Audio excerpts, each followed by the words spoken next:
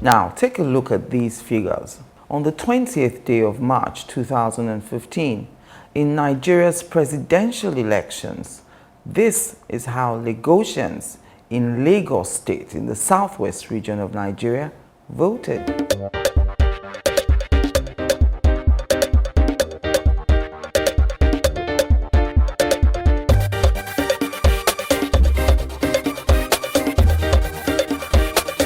With over 3,767,647 permanent voter cards collected in Lagos State, the number of registered voters was 1,678,754. The All Progressives Congress scored 792,460 votes, while the People's Democratic Party scored 632,327 votes.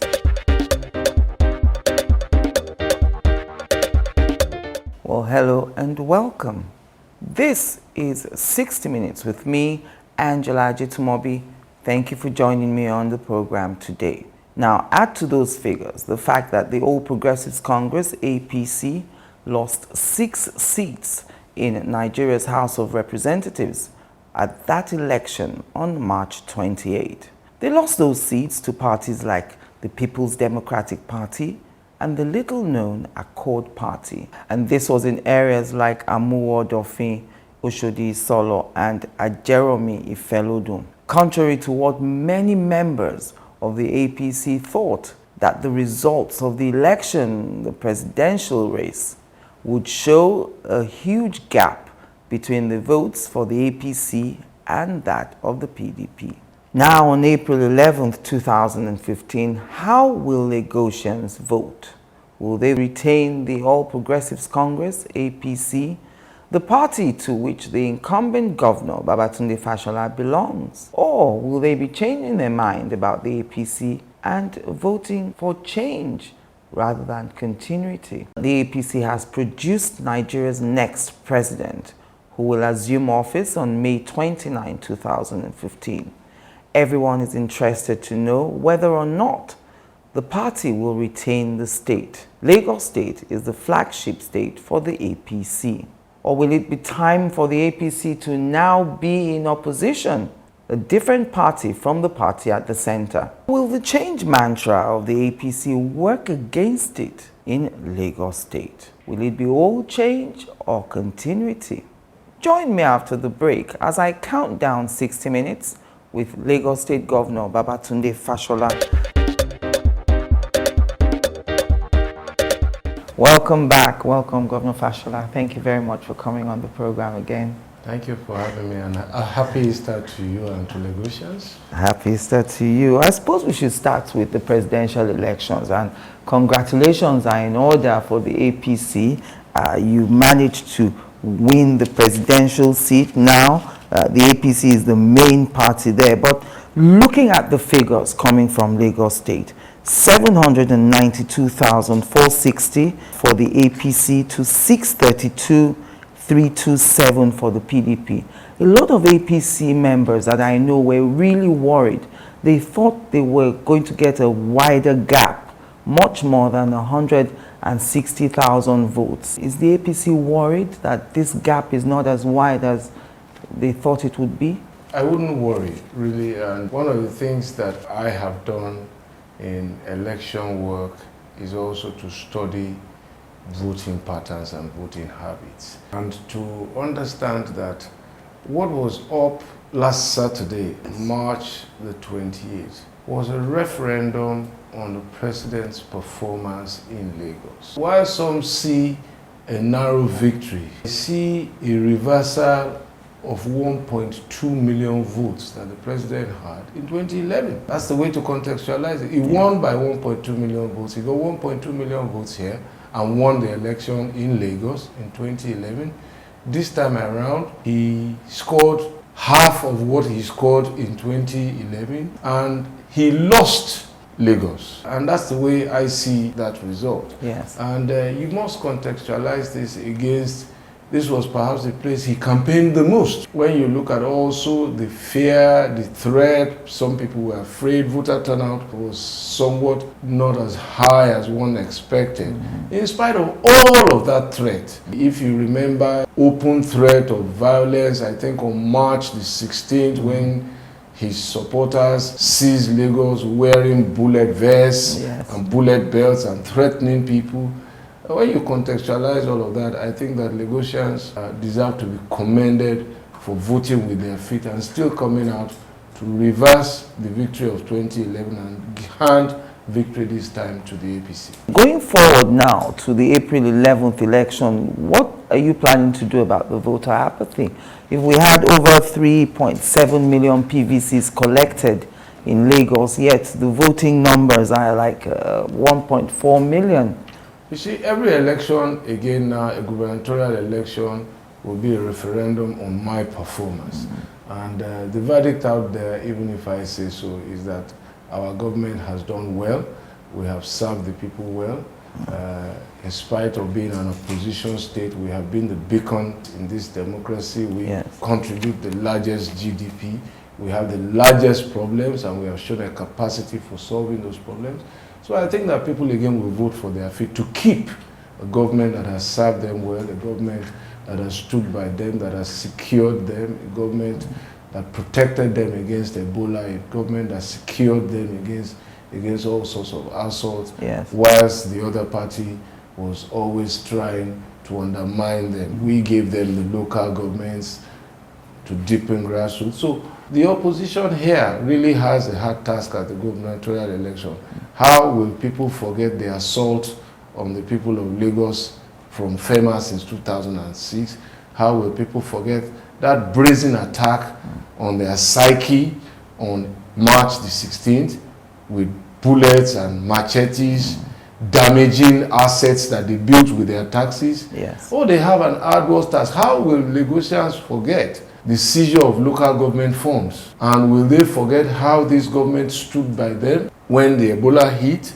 Will they forget what we have done with security to make them safe? So it's an uphill task for the opposition party. I think that Lagosians will vote to keep what they have. And if they voted against a bad federal government, logic tells me that they will vote to keep a good government. Yes, but logic also says that if they wanted change at the federal level, then they would maybe want change in Lagos. And you've considered now that April 11th is a kind of referendum on your performance. Yes, and I said that my record is a very, very proud one. I'm proud of what we've done here against the odds. If Lagosians don't see that performance, I think Lagosians do. I think you do too. Will they accept your successor? If Lagosians can take back the votes that they gave to a party in the presidential election in 2011, take it back and say, you didn't do well. It tells me then that our politics has matured. It tells me now that they will also vote to keep a government that they have acknowledged has served them well, a government that they acknowledge is working, a government that they acknowledge has impacted many spheres of their lives for the better. Clearly, it's not a finished work by any standards, and if they want some of these things to continue on of the great programs we've started, they know now that this is a government that has a development plan up to 2025. What is on the other side? Absolutely, I can see it. And don't forget, the same Lagosians in 2011 voted for a presidential candidate on another party and turned around the following week to vote for me in another party.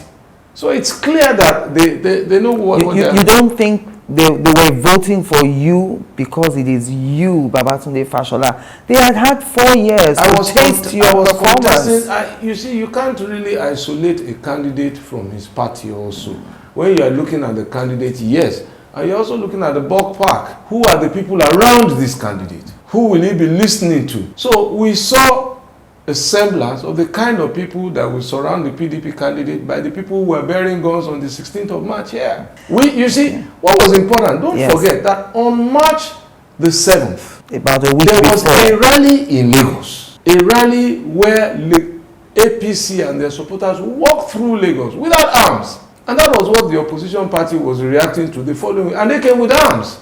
So Lagosians already have a foretaste. And I made the point then that people must begin to see the difference between us. Those who threaten people's lives and us who secure people's lives. You've talked a lot about your performance. I'd like you to make a case for continuity. Why should anyone watching now who has been living in Lagos, the resident of Lagos, want your party to continue in office? Well, I believe we should go through a few sectors. Yes. I think let's go to the health sector. Yes. One of the things that I'm proud that we did here was the reduction of infant and maternal mortality. And we've done so many things, but I will speak to a few that are so clear. Yes. In terms of why babies die and mothers die during pregnancy. In 2007, yes, of course, we had upgraded, my predecessor had upgraded a general hospital to a teaching hospital over 7 years. The next work now was how to disaggregate service, to bring service nearer to people. So if there was a pregnant woman in Ikorodu, yes, who needed specialist medical care, she had to travel 20-something kilometers to get to Ikeja and Ike House. If there was such a woman in Ajegule, yes, she also had to travel almost 30 kilometers to get to Ikeja, or 18-20 kilometers to get to General Hospital, Lagos. yes. Now, what did we do about that? We started constructing maternal and child centers, the MCCs, each one with 100 beds for mothers and their children alone. 100 in Ikorodu, 100 in Ajegule, 100 in Amuwo-Odofin, 100 in Alimosho, 100 in Ifakojai, 100 in Isolo, 100 in Lekki, 100 in Badagry, 100 in Ekpe. And before you know, we had 10 of those 100 beds. So in 8 years, we added 1,000 beds. Are they functioning? 7 of them are fully operational.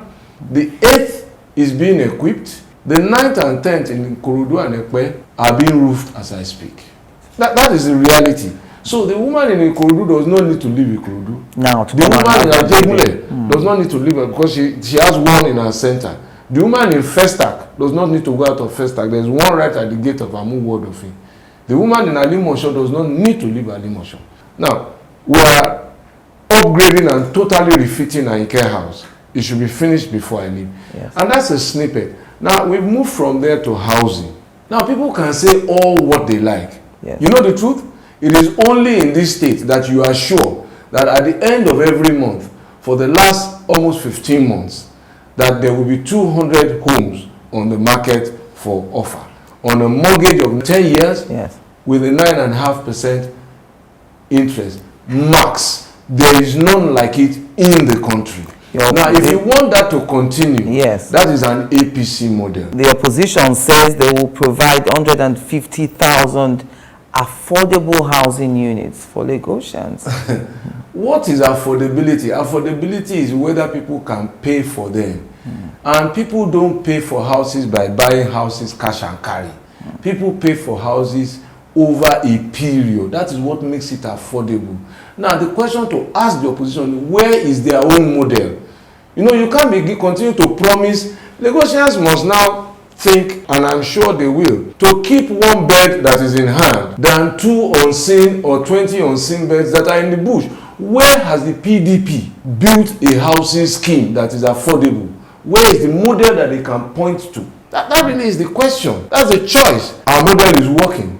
It can only get better. Now, move to transportation. We started the BRT that some of the estates came to copy. Our capacity on water transportation has increased to over 200 boats now, water taxis, from barely 10 in 2007. We are moving about 1.something million people every day. Just a few days ago, another fleet of about 6 private ferries that we concession have joined the waterways. The jetties are finishing, some are operational. The rail is coming. Yes. We designed it, we constructed it, we raised the funding for it. If negotiations want it to finish, they should trust us to finish it. And the opposition says the rail is taking too long. The point is this: which state in Nigeria governed by them has a rail project? Which state governed by them? None. You see, first of all, intra-city rail projects all over the world, Mumbai, Delhi, Washington, Dubai, are projects that are usually and almost invariably funded by federal governments. None of those cities that have built intra-city rails have built them by the strength of their governments. I am proud that we started this and we have continued without support from our federal government. So we've been struggling with our taxes to raise money, guarantee that taxes will come so that we can repay. And in 4 years, we have built 4 stations, completed, 8 kilometers of tracks laid, 2-way tracks, contrary to what some of them have said that is a single track.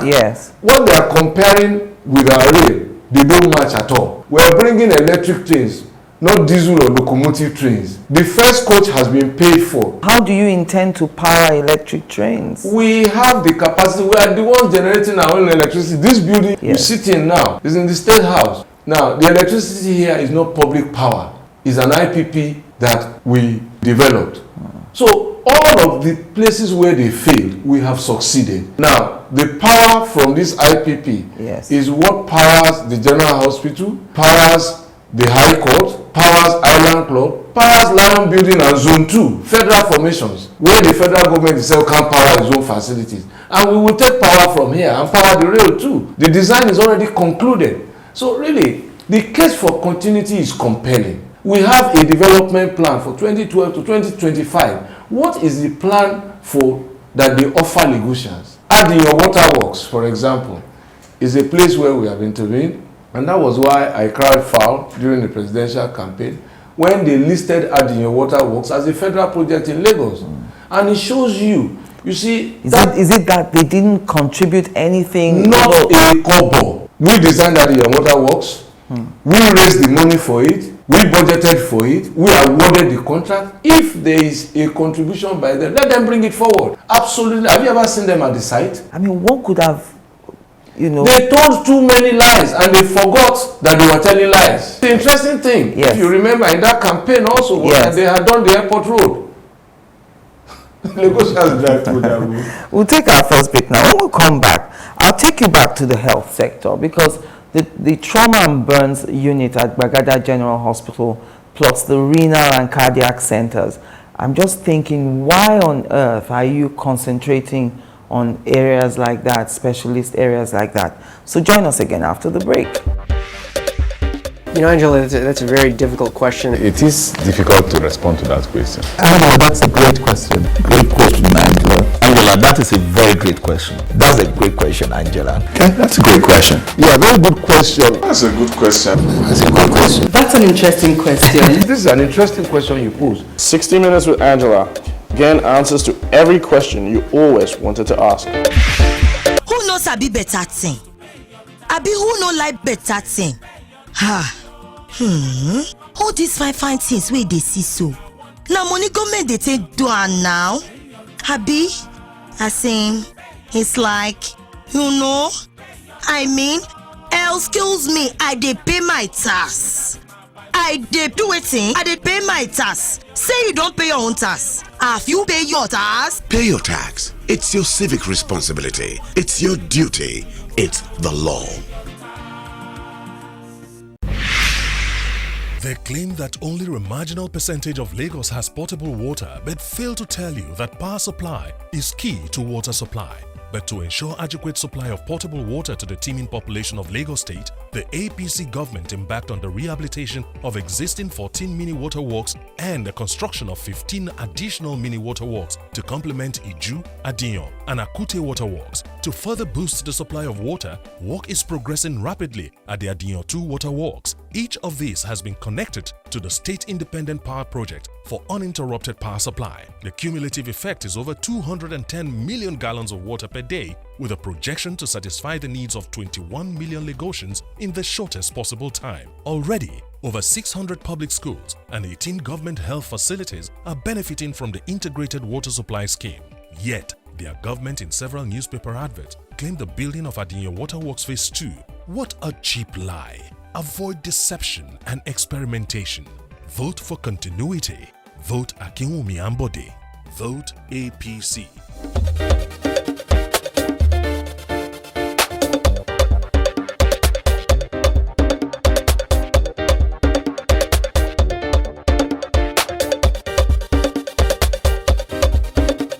Welcome back. If you've just joined us, it's 60 Minutes with me, Angela Ajetumobi. On my hot seat today, the Lagos State Governor, Babatunde Fashola.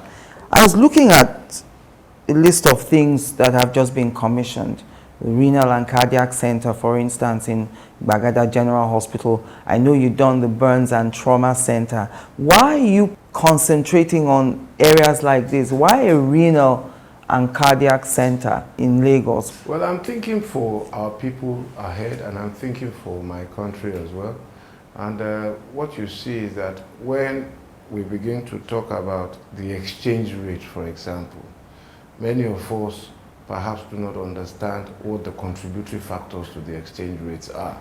The more we demand dollars to pay for more services, the more the price of dollar will go up when supply of dollar cannot meet the demand for dollar. It's simple economics. We're paying a lot of dollars and sterling for education abroad. We're paying a lot of dollars and sterling for healthcare, specialist healthcare abroad. We're paying a lot of dollars and sterling for airplane, even to evacuate victims abroad. And tragically, we have some of the best health professionals outside Nigeria. And for me, the way to change the game is to reverse the game. Turn the brain drain into a brain gain. Yes. That's what India did. If you think back, there are very few health facilities across the world in Europe where you will not find an Indian. So they had the capacity abroad. And what they did was bring them back home. And instead of us doing the same thing, we're now running to India. So for me, it's a no-brainer really. Build the best cardiac and renal center here. I know how much we spent as a government supporting indigent or even normal people who can afford the cost in order to save life, to go overseas every year. So I thought that we can keep that capacity back home. Are you saying these centers here are alternatives for people who have They are not just alternatives, they are first choice, because you can actually do a full kidney transplant there, you can do a full heart transplant there. At Bagada General Hospital. You can have stents done there where they can put stents in through your pelvic area right into the heart so that they can expand blocked arteries. They can do valve corrections there because it's the equipment and the personnel that we have merged together. We have provided the equipment, and surgeons who have done this thing day after day, week after week in Europe and America have put themselves together, mainly Nigerians, to say, give us a concession to operate this place, and we signed that concession agreement. And viewers watching will say, will members of the Lagos State government use those facilities? One of the things I have said consistently was that I plan to live very long and I plan to get old, and I have always hoped that when I get old and all my body parts begin to require treatment, I don't want to be taken to India. I intend to use it when the need arises. And then we'll move on to education. The reason I want us to look at education is because the opposition has said that if they are voted into power in Lagos State, they will improve WAEC results. So what is your government doing about WAEC results? The perception then is that under your administration, our students in Lagos State are not doing well at all after high school. I think that the first thing to ask is to ask them how. You see, it's easy now to criticize. The person who wants to improve the education of children, has he improved himself? He has run one outfit for almost 3 decades. And people who came to meet him in the business that he is doing have left him out. They have expanded beyond him. In his own core area, regrettably, he hasn't shown the capacity to self-develop. It is easy to criticize. Now, truth be told, even these numbers that his party is now seeking to make a meal of, we produce the numbers, they didn't produce the numbers. And it is because we have run an accountable government. We have run a government that is not afraid to put its record out. And when we started, our baseline was first broken schools. The number of broken schools have reduced considerably. What do you mean broken schools? Schools without windows? Schools without windows, schools without laboratories, schools without basic infrastructure. Now, don't forget, every day a new child arrives. So as we are building new schools, we're repairing broken schools. The quality of education in Lagos public schools has increased by many folds. And parents will tell you, studies that we conducted show today that over 52% of Lagosians prefer to have their children now in public primary schools as against private primary schools. And over 61% of them now prefer to have their children in public secondary schools as against private secondary schools. Why is this the case? It is because year on year, from 7% of students who passed WAEC in 2007, the number has increased to 47% who passed in the last WAEC. In every national competition, whether it be JETS competition, science competitions, Lagos students have come first, second, or third over the last 8 years consistently. That is not me saying it, that is our record. In competitions organized by national organizations. And when we tell you 47% of students passed WAEC, it's not 47% who passed, it's those who had five credits with English and maths in one sitting. There are many other students who are not in that 47, who had 6 credits, but they either had only English or maths. And that happened even in my time. And that's why schools like Federal School of Arts and Science, as a remedial college, you go and receipt. It happened during my time. I research school certificate too.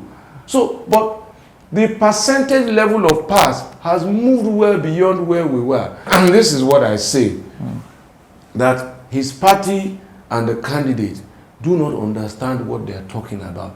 It is one thing to release printed statistics. It is another thing to come visibly and come and defend them. And when he has been challenged with these issues in some of the interviews, he has been found extremely wanting to explain what the issues are. At one time, he said the budget for education in this state was 3%. Later, he said he meant primary schools. Even primary schools, teachers' salaries alone was more than 3%. When the DNA of a party is lies, they begin to shift position. And as I've said, every time you tell a lie, I will tackle you. So you tell a lie about my project, that it is your party's project in the waterworks, I will tackle you. You tell a lie that budget for education in Lagos is 3%, I will tackle you. And even when he admitted that he didn't say that, he didn't even know what the budget for education in Lagos is because he got the numbers wrong. And I'm not going to help him now. And when he said it was primary schools that he was talking about, budget to pay salaries of teachers alone is the bulk of the budget in local government.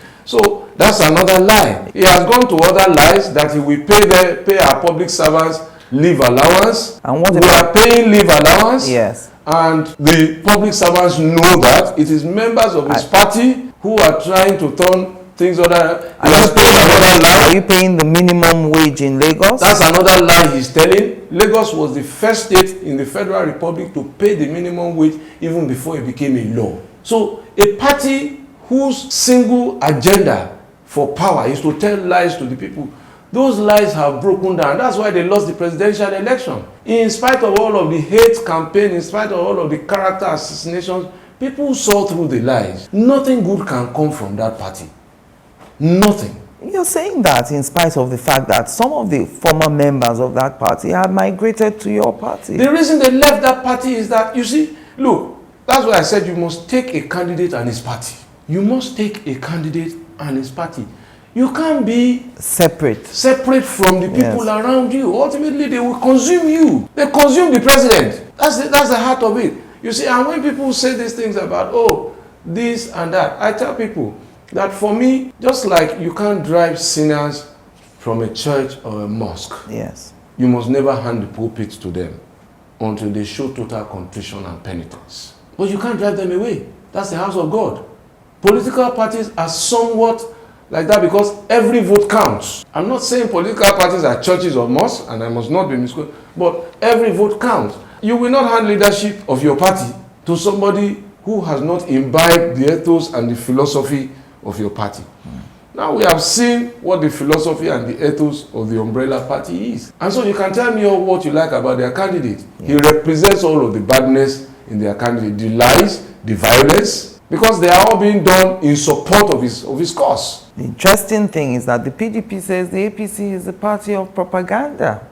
Well, you can see the service. I can tell you today that in 2007, like the whole of Nigeria, every street in Lagos was in darkness. With their own failure on electricity, we light up our streets against the odds. Look, listen, I made the point a few days ago that anytime they had a banquet, anytime they had an event, all the hotels were in Lagos.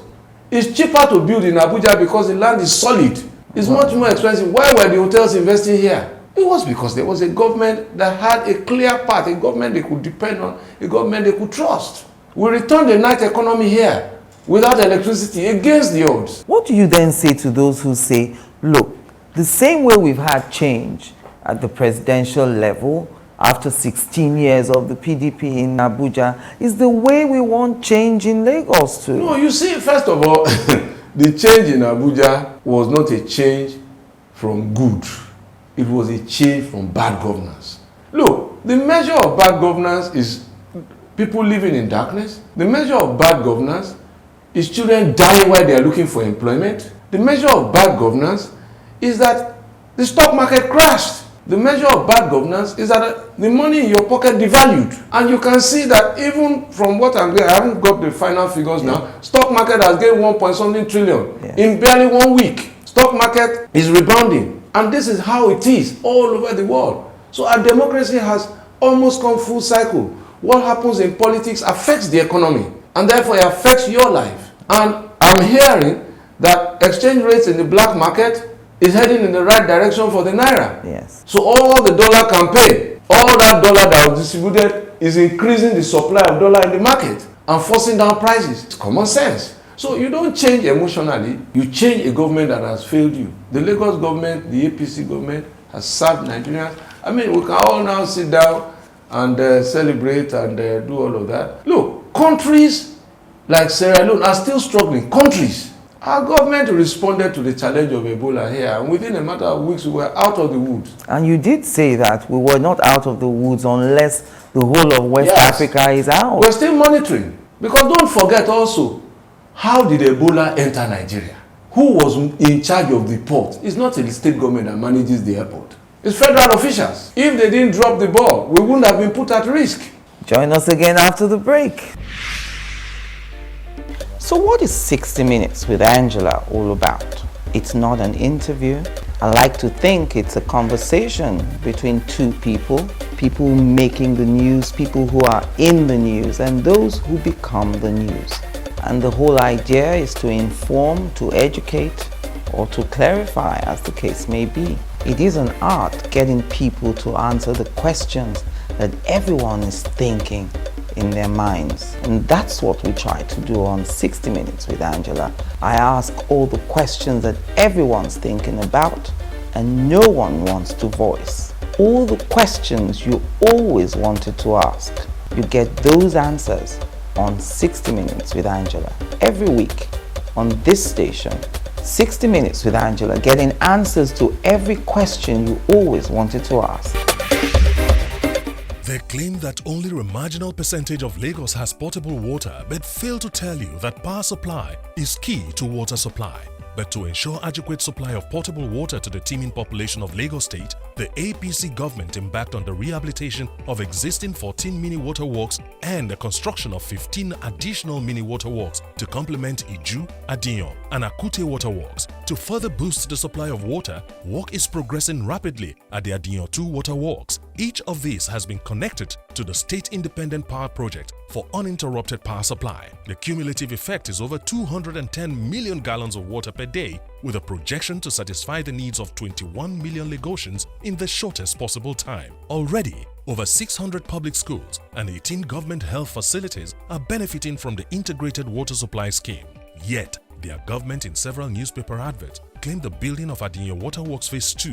What a cheap lie. Avoid deception and experimentation. Vote for continuity. Vote Akinwumi Ambode. Vote APC.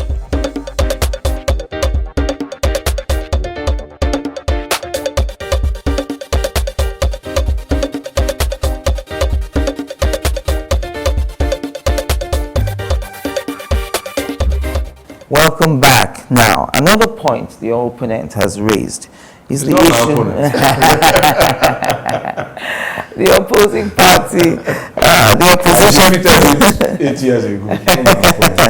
The opposition party in Lagos says there is an ocean economy here. It looks like the APC hasn't seen that yet. He says he will use the wind that is available in Lagos.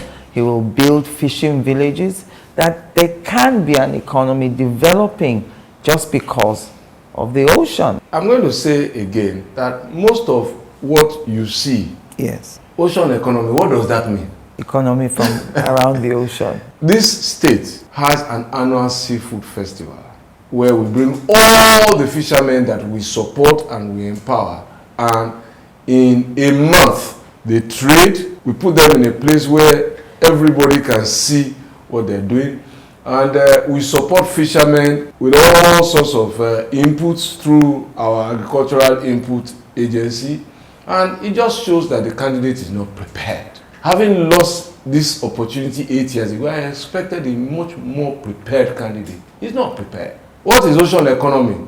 What we call the full length, the value length of the aquaculture and building of boats. Yes. Look, listen. Where is he going to build the boats when his own party failed on electricity? You can't build boats. Building boats, fiberglass and all of those things are high industrial undertakings. Even the outboard engines, very simple contraptions of pistons, rods, propeller, coil and motors. We still have to import because we don't have power to fabricate those things. So let him stop deceiving himself and those who are writing those things for him. What is ocean economy? Today, we are already providing more than half of our fishing needs in Lagos because of the investment we have made in fish farmers. Let him go to our fish farms in Odogunyo, our fish farms across the state. So, what is ocean economy? Some people just sit there in the corner and then write something and say it's ocean economy. He's talking about wind energy. Does he know the minimum requirement of wind speed that is required? He doesn't even know what's going on in government that he wants to run. What? There is a minimum, and I'm not going to help him on this one. Yes. There's a minimum requirement of consistent wind speed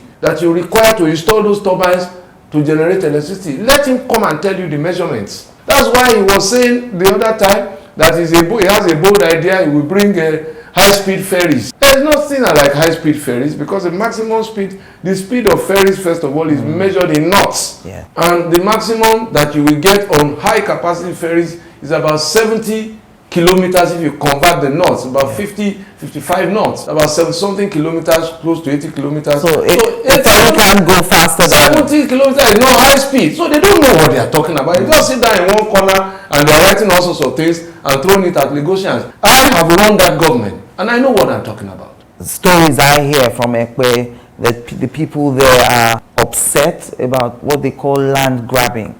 They talk about a deep sea Lekki port, the international airport, the export processing zone. There are a lot of projects there in Ekpe axis. What exactly is going on? Are the people, have they not been compensated for the lands that you're using for these projects? We are paying compensation. We are also partnering with the people. Like the Lekki Free Zone, for example, It's not just an acquisition and compensation. It's an acquisition, compensation, and part ownership. So the community is also a stakeholder in that project. And of course, the level of understanding of the values that those developmental projects bring is a question of the level of expectations that people have. They expect to see things happen overnight, and those kind of developments just don't happen overnight. Yes. But the refinery is coming there. An oil refinery? Yes, which was designed to be 650,000 barrels crude oil processing per day, which now the promoter is raising to, I believe, 600. It was 400,000 barrels per day as designed, but they are now raising it to 650,000 barrels of crude oil processing per day, and that will be more than enough to meet all of Nigeria's local consumption, petrol, kerosene, and all of that. So that's what we have done. An airport is underway there. We've set out the land. We've signed the heads of agreement with the promoters who are going to build the new airport there. The new seaport is also, the design is completed. Interestingly, it's his party and the federal government who are holding us down, because every party, Lagos State government, the promoters, and the federal government, as a regulator of port activities, must provide some contribution and equity. Their own share is $117 million, and they haven't provided it. So maybe some of those dollars they kept in aircrafts in South Africa, if they bring them back home, we can have a port. And of course, now that you mentioned that, the federal government bringing things into contracts here, that must go to the essence of the reason why you want continuity in governments in Lagos. Why are you interested in who your successor will be? Who wouldn't be? First, I've been privileged to serve here, but even if I say so, I've run this race as hard as I can. And there are things that have taken essentially sweat and toil to build. And you don't want to see reversals of those by somebody who doesn't have the experience and the knowledge, and also somebody who is surrounded by people who in many times have a record to be anti-development. Let me put it that way. Look, one of his staunch supporters, a minister, tried to stop a housing development program at Ilubiri. So is that how to play politics? You stop development for the people in the name of politics, and those are the kind of people that will be around this fellow. I mean, when you also look at their reputation, you see, I recall that they sponsored some advertorials alleging that we built the city hall at some exorbitant prices. But they forget that it was during the tenure of this minister as council chairman that city hall was consumed by fire in very, very controversial circumstances, and yet unresolved. So they are destroyers, we are builders. That's the difference between us. Talking about this election, it has been particularly vicious. You talked about, issues raised, documentaries people have watched, hate speech and stuff like that. And people are wondering, how will those events help to deepen our democracy? When people are contesting for a seat, but they're talking about families and, leaving the issues at stake. And I think the important thing is to see who were the champions of those messages. And unless we want to be pretentious and we want to hide our heads like ostriches in the sand, you will see who sponsored documentaries, hate messages. It's out there in the public domain. Throughout the campaign, General Buhari's message was simple: security, corruption, and the economy. Throughout the campaign, Professor Yemi Oshibaju's message was simple. Yes. Every program of our party will be about how it creates work and employment. Those are not hate messages. In the small role that I played, all I kept focusing on were the promises that the president had made that he had not fulfilled. Did you not see the things they reeled out as his achievements? One of the achievements that was credited to him was my project. The Adiyan Water Works. Yes. One of the achievements that was credited to him was that the airport route to Murtala Mohammed Airport had been done. Those who drive on that route know the difference between a fixed road. Now, so the point really is this. He promised us, for example, and this discussion is no longer about him. I think the referendum has held and Nigerians have voted that his job record was not satisfactory. That's the way I see it. Those who are saying that it's no longer necessary for Lagos State to remain in opposition do have a point now that the APC will be at the national level. What a vote for continuity will do for Lagos is that first it will lighten a very heavy burden for the governor and the government of Lagos. How? I can tell you a few examples. The Eco Bridge, for example, is a federal asset, but maintenance of it was recently concluded by our government. We changed 33 expansion joints there. If you used to drive on the Eco Bridge about 8 months ago, all the joints had given way, and you feel very jarring sounds in your car. Yes. All that has suddenly disappeared. It wasn't Ferries who came to do it. It was Lagos State government that issued the contract to Julius Baja to replace 33 expansion joints. Have you been paid for it? We haven't been paid. In fact, we haven't sent in the bill for this. But you see, when people say leave federal roads, I know that it's Lagos people who suffer, it's residents who suffer. The outstanding bill that they have valued and acknowledged, we sent in a claim for 59 billion. They valued it at 51 billion. Yes. I said, okay, bring the money, tender. They haven't paid, but we continue.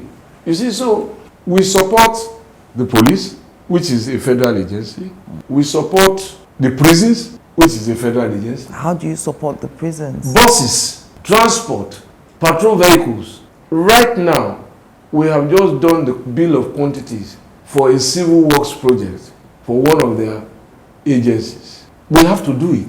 The immigration office that issues passports. I saw one new one in Alausa there. We built it, top to bottom. We gave the land free, built the house, furnished the building. Why? So that public servants who want to take passports don't have to travel to Ikoyi or Festa. Yeah. So all of the responsibilities that are theirs, they have abandoned. So it's a momentous opportunity to vote to keep Lagos in the center. Because one of the things that I remember General Buhari said when he came to Lagos during the interaction with artisans and civil servants and this thing, was that if he was elected, his government will compensate Lagos for all of the outstanding claims that they have for work done in maintaining federal assets here. You know the interesting thing? Lagos stopped being the capital of Nigeria 24 years ago. Out of those 24 years, PDP has been in office for 16 years in the federal government. So if there was any federal government that hurt Lagos most, it was a PDP federal government. Will there be a case now perhaps to see Lagos acquire that special status? That all of those things are possible. You see, there's really nothing esoteric in a special status. The case for a special status, and whatever you want to call it, is that all the countries that have moved capital, Germany, the United States, Brazil, Tanzania, at least those are the ones that I can quickly recall, have never abandoned their former capital to its own designs. Because ultimately, the relocation of a capital or the establishment of a capital usually brings a lot of influx first of people, and then the people also acquire a lot of assets that they probably will not have built but for federal government presence. When you pull that plug, you leave a huge burden behind. And that was why in late General Murtala Mohammed's speech, who announced the movement of the capital, he said, and I will try to paraphrase him, that Lagos must never be left on our own, that it would be unfair to do so, and that all the assets that they were leaving behind would task the resources of Lagos if the federal government did not continue to support Lagos.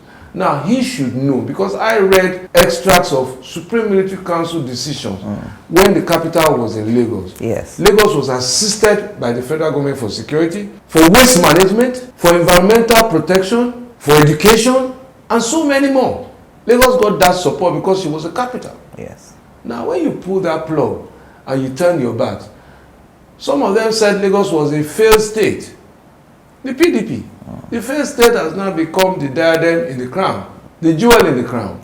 So we've turned it around without support. Even the orphans in the Nigerian Federation, and I've said that before. Now we have the opportunity to get federal support, and I can see what that can indicate to a government that has a plan, and we have that plan, the 2012-2025 plan. Finish adding your waterworks, finish the rail, finish the airports, finish the seaport, ramp up on education, continue the housing project. That's the Lagos I see ahead. And on security. And security, power. So if there is no plan, and those people don't have a plan. So the case for continuity is so compelling, the promise of continuity is so appealing, and I urge Lagosians to vote sensibly and vote to keep Lagos in the center, vote to continue the good work that we have done, and the future I see is an extremely prosperous one. Thank you very much, Governor Fashola, and I wish the APC all the best in the forthcoming governorship elections here. Thank you. That's it for this week.